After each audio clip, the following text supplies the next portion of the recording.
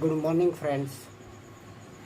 11 science chapter number 1 ની અંદર ફરીથી પાછા આપણે નવા ટોપિક લેક્ચર નંબર 12 ની અંદર આપણે ભેગા થયેલા છીએ. તો આની અંદર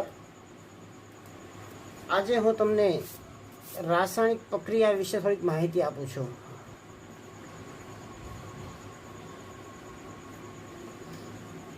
કોઈ પણ કાર્બનિક પ્રક્રિયા હોય એને જ્યારે ઓક્સિજનની હાજરીમાં સળગાવવામાં આવે ત્યારે હંમેશા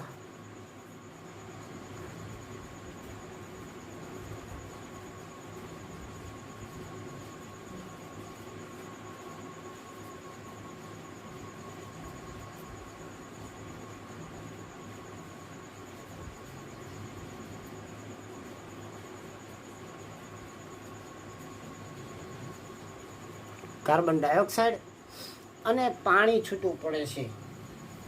તો અહીંયા હું તમારી સામે એક કાર્બનિક પ્રક્રિયા લખું છું કે સૌથી સહેલામાં સહેલો કાર્બનિક પ્રક્રિયા મિથેન. મિથેનનું સૂત્ર તમે 10મા ધોરણમાં પણ શીખી ગયેલા છો, CH4. મિથેનની ઓક્સિજન સાથે પ્રક્રિયા કરાવો એટલે અંદરથી બનશે કાર્બન ડાયોક્સાઇડ વત્તા પાણી. હવે આ પ્રક્રિયાને તમારે સંતુલિત કરતા શીખવાનું છે. તો સૌથી પહેલા અહીંયાથી હું શરૂઆત કરું. કાર્બન કેટલા છે? તો કે 1. તો આ બાજુ જોઈશ તો કાર્બન કેટલા છે? અહીંયા પણ 1 જ છે. આ બાજુ હું હાઇડ્રોજન ચેક કરું તો હાઇડ્રોજન કેટલા છે? તો કે 4 છે. તો હવે તમારે આ બાજુ જોવાનું. આ તમારા પ્રક્રિયક છે અને આ તમારી નિપજ કહેવાય.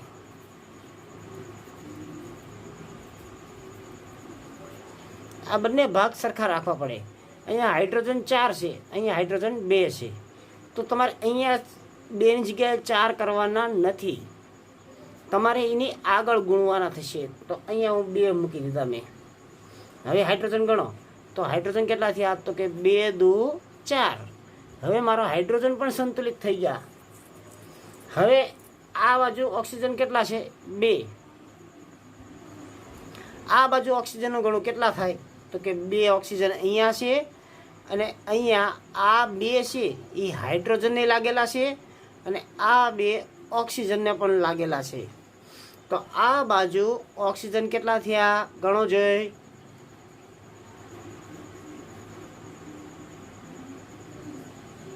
તો તરત તમે કીધું કે આ બાજુ ઓક્સિજન 4 થયા. 2 અહીંયા છે અને 2 એકા 2 એટલે 2 + 2 એટલે કે 4 થયા. તો આ બાજુ કેટલા છે? તો કે આ બાજુ 2 જ છે. તો અહીંયા હું ઓક્સિજનને 2 વડે ગુણ નાખું. હવે મારી આ પ્રક્રિયા છે એ સંતુલિત અવસ્થામાં તૈયાર થઈ ગઈ છે.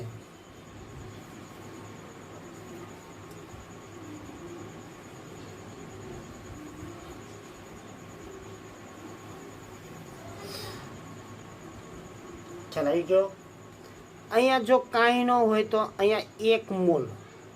અહીંયા જે આગળ જે સંખ્યા દર્શાવે છે એની તત્વયોગમિતીય ગુણાંક કહેવાય. તેને એ તત્વયોગમિતીય ગુણાંક છે એ મોલ્સની સંખ્યા દર્શાવે છે. શેની સંખ્યા દર્શાવે છે? મોલની સંખ્યા દર્શાવે છે. અહીંયા મિથેનના કેટલા મોલ કહી શકાય? 1 મોલ. અહીંયા ઓક્સિજનના કેટલા મોલ કહી શકાય?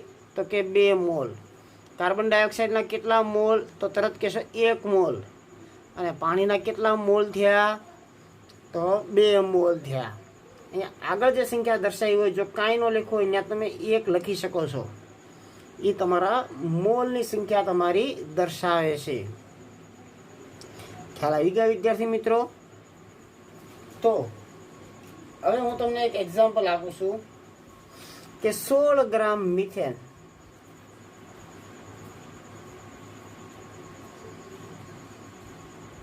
મિથેન એટલે CH4 ના દહનથી પાણી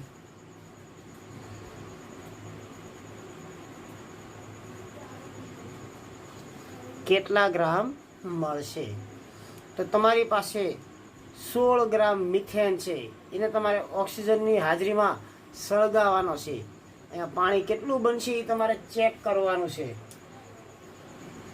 તો કશો વાંધો નહીં. ચલો હવે આપણે શોધી નાખીએ પહેલાં આ વસ્તુ આપણે. તો આની માટે જ અગાઉના જે આપણે એક્ઝામ્પલ જે ક્લિયર કરેલા છે એ પ્રમાણે આપણે અમે એક્ઝામ્પલ ગણશું. ડાયરેક્ટ પણ આના દાખલા તમે કેલ્ક્યુલેટ કરી શકો, પણ આપણે ડાયરેક્ટ અત્યારે નહીં કરવી, પણ આપણે અત્યારની ગણતરી દર્શાવશું. તો આમાં બે તત્વોની વાત કરી છે. એક છે મિથેન અને બીજું છે પાણી. તો અહીંયા આપણે મિથેનના 16 ગ્રામ વજન આપ્યો છે. તો તમને ખબર છે વજન ઉપરથી તમે શું ગોતી શકો છો? તો તરત તમે કહેશો કે અમે મિથેનના મોલ શોધી શકીએ છીએ. તો મિથેનના મોલનું સૂત્ર શું થશે? તો તરત તમે કહેશો વજનના છેદમાં આણ્વીય દળ. રકમમાં તમને મિથેનનું વજન કેટલું આપ્યું છે? તો કે 16 ગ્રામ આપ્યું છે. ચલો, તો મિથેનનો હવે તમે આણ્વીય દળ શોધી નાખો. કેટલો થશે? કાર્બનનો કેટલો થાય? 12. હાઇડ્રોજનનો કેટલો થશે? 1. એવા કેટલા? 4. તો 12 ને 4 16. તો એનો આણ્વીય દળ પણ કેટલો થઈ ગયો? 16. આ બંનેનો ભાગાકાર કરો, જવાબ કેટલો આવશે? તો કે 1 મોલ મિથેન આવશે. કેટલા મોલ? 1 mall methane. હવે હું અહીંયા રિએક્શન લખું, જે ઉપર લખી છે એની રીતે CH4 plus O2 gives CO2 plus 2H2O 2H2O. ઉપર મુજબ જ તે સંતુલિત કરેલી છે, એટલે મેં ડાયરેક્ટ અત્યારે રિએક્શન તમારી સામે દર્શાવી દીધી. તો આ રિએક્શનની હવે આપણે કમ્પેરિઝન કરવી. તો અહીંયા જો આપણે 1 મોલ લેવી છે, કેટલા મોલ? કે 1 મોલ CH4 લો મિથેન, ત્યારે મને પાણીના કેટલા મોલ મળ્યા? તો કે 2 મોલ પાણી મળે છે. કેટલા મોલ? 2 મોલ પાણી. પણ રકમને આધારે મેં જે મોલ શોધ્યા એ કેટલા મળ્યા? તો કે 1 મોલ મળ્યા રકમને આધારે. તો 1 મોલ CH4 બરાબર કેટલા મોલ પાણી?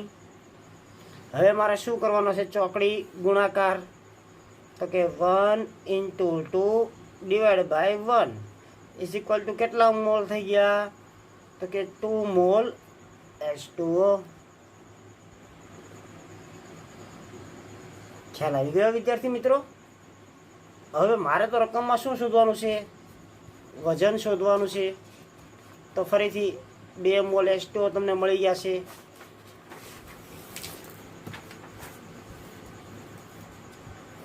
તો અહીંયા આપણે મૂકી H2O મોલ બરાબર શું સૂત્ર થશે? તો તરત તમે કહેશો કે વજનના છેદમાં આણ્વીય દળ. H2O કેટલા મોલ મળ્યા તમને? 2 મોલ મળ્યા. વજન મારે શોધવાનો છે. પાણીનો આણ્વીય દળ કેટલો થશે? H2O 18. 16 16 ને 2 18. તો વજન બરાબર આ બેનો ચોકડી ગુણાકાર 2 × 18. તો કેટલા ગ્રામ પાણી ઉત્પન્ન થયું તમારી સામે? 18 × 2 = 36 ગ્રામ પાણી મળ્યું તમને. આ તમારો દાખલાનો જવાબ. તો તમને આ પ્રકારના જો એક્ઝામ્પલ આપ્યા હોય તો તમે કેલ્ક્યુલેટ કરી શકો. તો હું તમને થોડાક આવા એક્ઝામ્પલ આપું છું જે તમારે પ્રેક્ટિસ કરવાના છે ઘરે.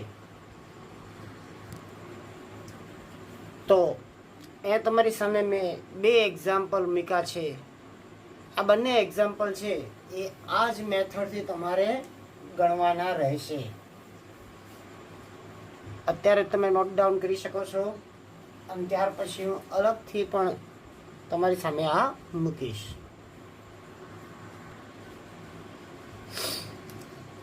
ત્યાર પછીનો જે તમારો ટોપિક છે સીમિત પ્રક્રિયક.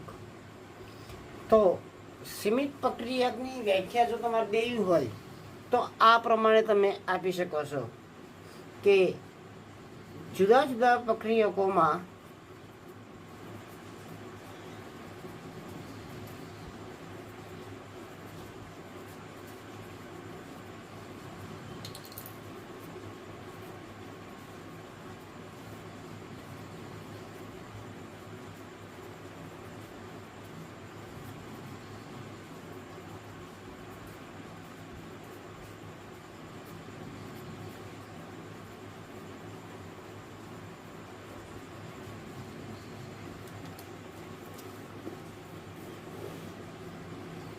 સીમિત પ્રક્રિયક, જુદા જુદા પ્રક્રિયકોમાં જે પ્રક્રિયકનું પ્રમાણ વધુ હોય તેવા પ્રક્રિયકને સીમિત પ્રક્રિયક તરીકે ઓળખવામાં આવે છે. એટલે હમણાં આપણે જે એક્ઝામ્પલ લીધેલું CH4 plus O2 gives CO2 plus 2H2O, તો એની અંદર બે પ્રક્રિયક હતા, CH4 અને O2.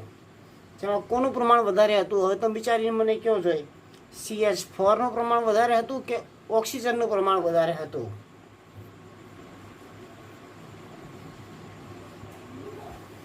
તો તરત તમે જવાબ આપશો કે આ બંને પ્રક્રિયકની અંદર ઓક્સિજનનું પ્રમાણ છે એ વધારે હતું, કારણ કે CH4 છે એ એક જ મોલ વાપર્યો હતો, જ્યારે ઓક્સિજન છે એ આપણે 2 મોલ વાપર્યા હતા.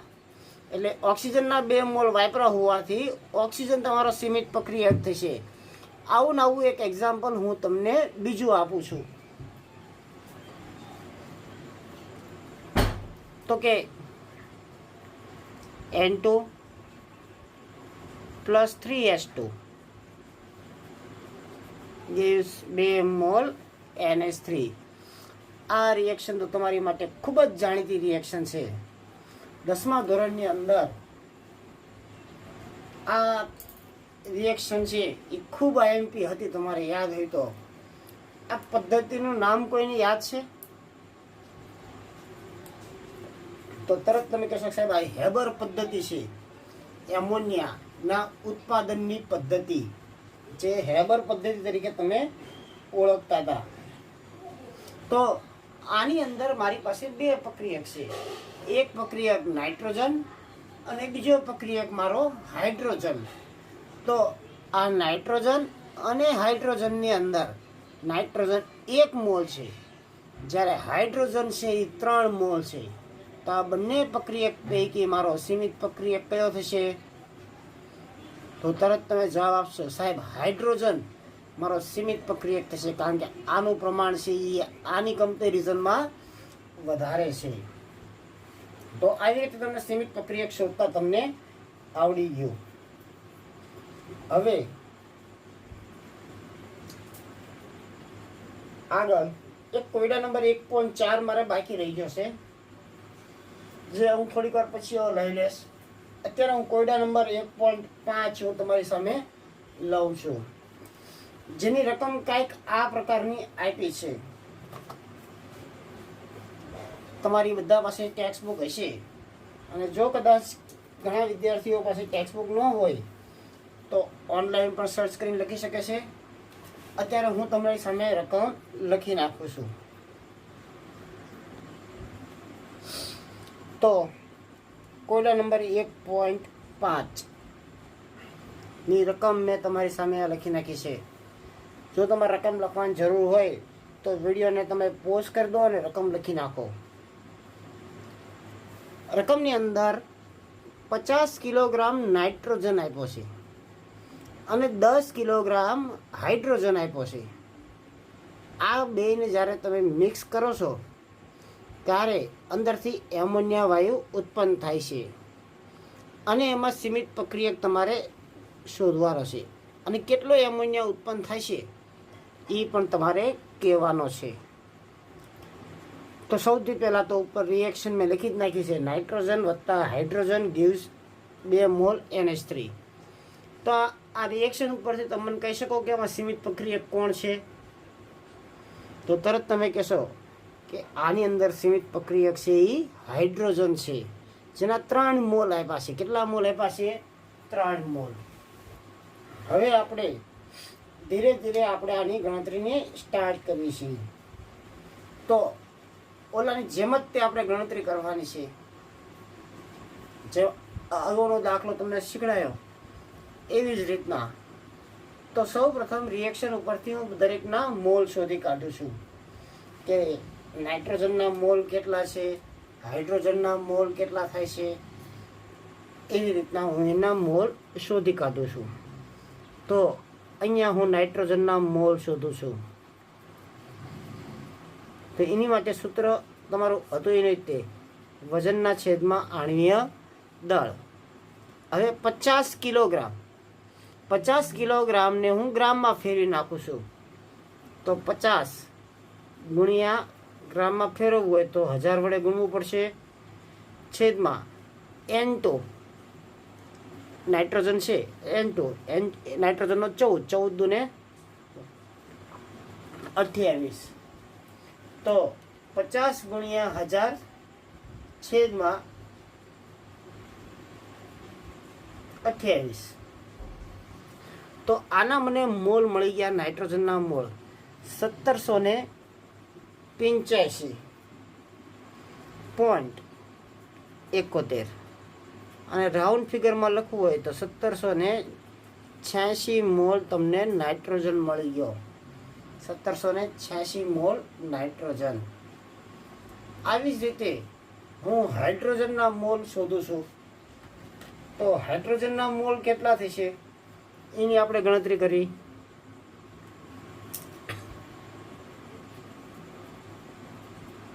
તો હાઇડ્રોજનના મોલ બરોબર વજનના છેદમાં આણ્વીય દળ. એનું વજન છે 10 કિલોગ્રામ છે. 10 કિલોગ્રામને હું ગ્રામમાં ફેરવી નાખું. છેદમાં આણ્વીય દળ 18. તો 10,000 છેદમાં સોરી હાઇડ્રોજન કીધું છે. હાઇડ્રોજન માટે કેટલા થશે 2.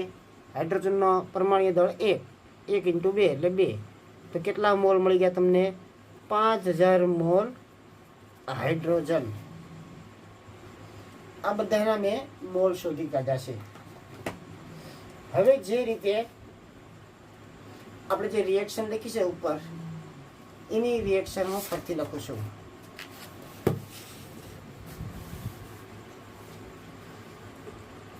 તો N2 plus 3H2 gives 2 mall NH3. તો આ પ્રક્રિયા ઉપરથી તમે એવું કહી શકો કે જો હું 3 મોલ હાઇડ્રોજન વાપરું છું, કેટલા મોલ 3 મોલ હાઇડ્રોજન વપરાય ત્યારે એમોનિયા કેટલા મોલ મળે છે. તો તરત આપણે કહેશું 2 મોલ NH3 મળે છે. કે જો 3 મોલ હું હાઇડ્રોજન વાપરું તો NH3 એટલે એમોનિયા કેટલા મોલ મળે છે 2 મોલ મળે છે. પણ અગાઉ મેં આપણે શોધી લીધા કે હાઇડ્રોજનના મોલ આપણને કેટલા મળ્યા હતા. તો અહીંયા આપણે શોધ્યા છે કેટલા હતા 5000 મોલ હાઇડ્રોજન. તો અહીંયા આપણે મૂકી શકીએ કે 5000 મોલ હાઇડ્રોજન હોય ત્યારે કેટલા મોલ આપણને NH3 મળશે. તો આ ત્રિરાશિ તમે મૂકી શકો છો ચોકડી ગુણાકાર કરીને.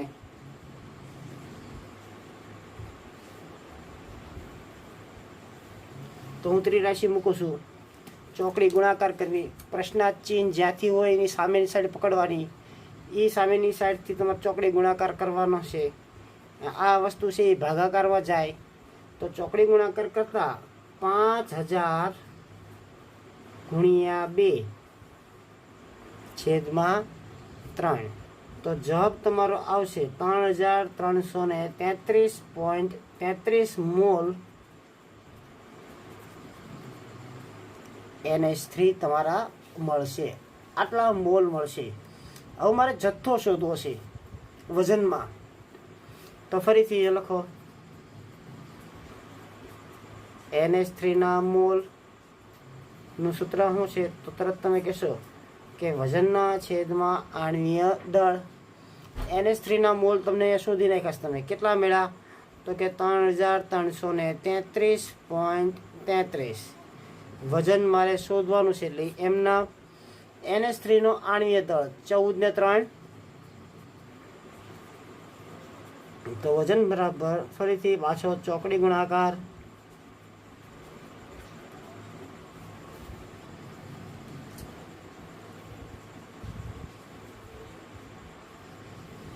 જવાબ આવશે તમારો 56,666.66 આવો તમારે કેલ્ક્યુલેટરમાં ગણતરી કરશો એટલે આ પ્રકારનો જવાબ આવશે.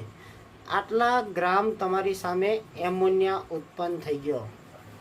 આ જે તમને ગ્રામમાં મળ્યો છે એને આપણે કિલોગ્રામમાં શોધવો છે. તો આ જે જવાબ છે એને ભાગ્યા 1000 કરવા પડે. 1000 કરશો એટલે તમારો જવાબ આવશે 56.6 કિલોગ્રામ.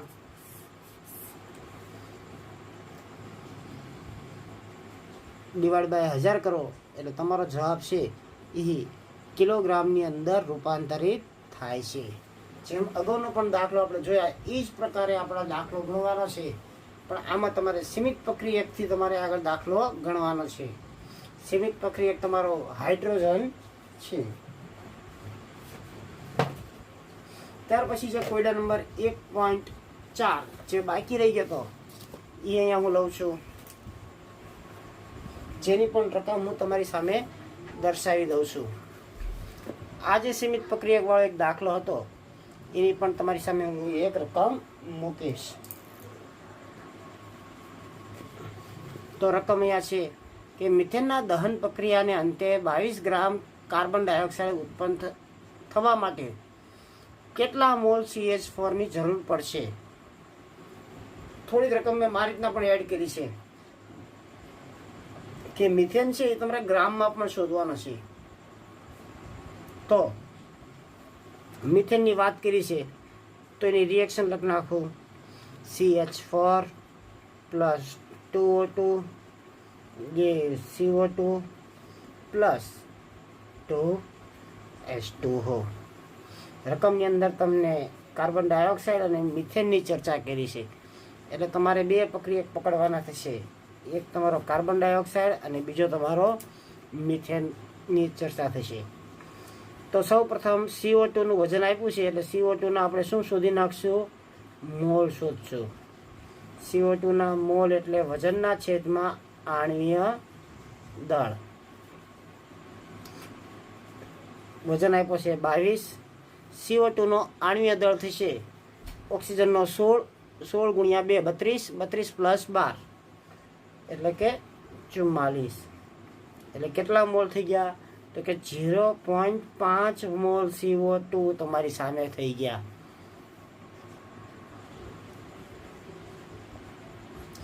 તો 0.5 મોલ કાર્બન ડાયોક્સાઇડ તમને મળી ગયો. હવે તમારે રકમની અંદર આ ત્રિરાશિનો તમારે ઉપયોગ કરવાનો છે. તો આ ત્રિરાશિનો ઉપયોગ કરવા માટે તો અહીંયા તમે કહી શકો છો કે 1 મોલ કાર્બન ડાયોક્સાઇડ વાપરું છું. કેટલા મોલ રિએક્શન ઉપરથી 1 મોલ કાર્બન ડાયોક્સાઇડ વાપરું છું ત્યારે મિથેન કેટલા મોલ મળે છે તો એ પણ આપણને 1 મોલ જ મળે છે. તો 0.5 મોલ CO2 બરાબર કેટલા. પ્રશ્નાર્થ ચિહ્નની સામેથી ત્રિરાશિ ઉપાડવાની. તો શું થઈ ગયું 1 × 0.5/1 એટલે કેટલા મોલ તમને મળ્યા 0.5 મોલ CH4. આપણને મોલ મળી ગયા. હવે આપણે ગ્રામ પણ શોધવાનું કીધા છે સાથે સાથે. તો ફરીથી આપણે મોલનું સૂત્ર મૂકવાનું. વજનના છેદમાં આણ્વીય દળ. મોલ કેટલા મળ્યા તમને 0.5. વજન શોધવાનું છે એટલે એમ નામ. હવે CH4 છે એનો આણ્વીય દળ કેટલો થશે? 12, 12 ને 4 16.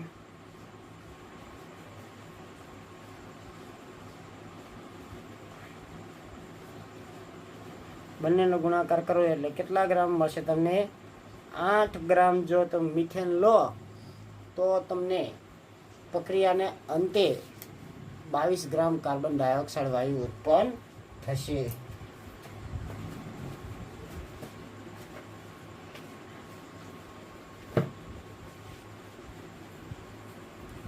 આ તમારો કોયડા નંબર 1.4. આને રિલેટેડ થોડાક એક્ઝામ્પલ છે એ ફરીથી પાછા હું તમને આપું છું. સીમિત પ્રક્રિયક ને જેવા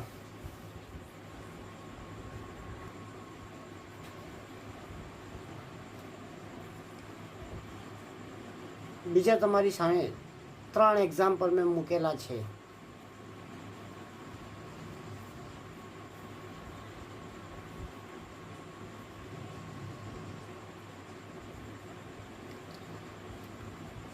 નેક્સ્ટ લેક્ચરની અંદર બીજું કોઈક નવી મેથડ સાથે ભેગા થઈશું આપણે. Thank you.